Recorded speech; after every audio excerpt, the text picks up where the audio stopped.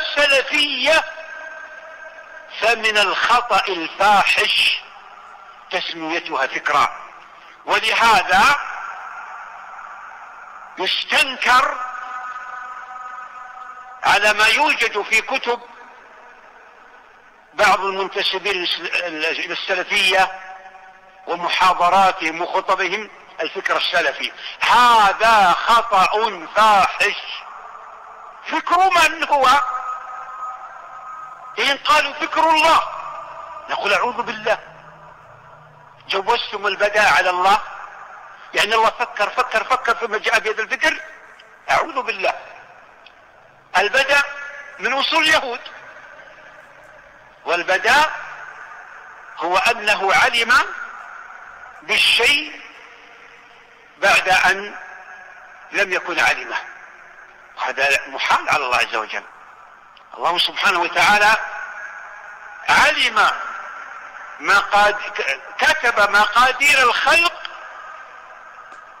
وفق علمه قبل خلق السماوات والأرض ب50,000 سنة، وكان عرشه علما.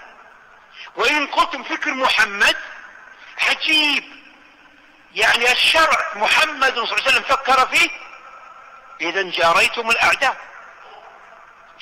الأعداء وتعديتم على نبيكم صلى الله عليه وسلم وسوغتم جرأة الأعداء عليه. فالسلفية هي دين الله الخالص، وأهلها هم خالصة أهل الإسلام. ولهذا فإن أهل السنة والجماعة السلفيين يعرضون ما يرد عليهم من أقوال الناس وأعمالهم على ميزانين، وذلكم الميزانان هما النص والإجماع، فما وافق نصا أو إجماعا قبل، وما خالف نصا أو إجماعا رد على من جاء به كائنا من كان.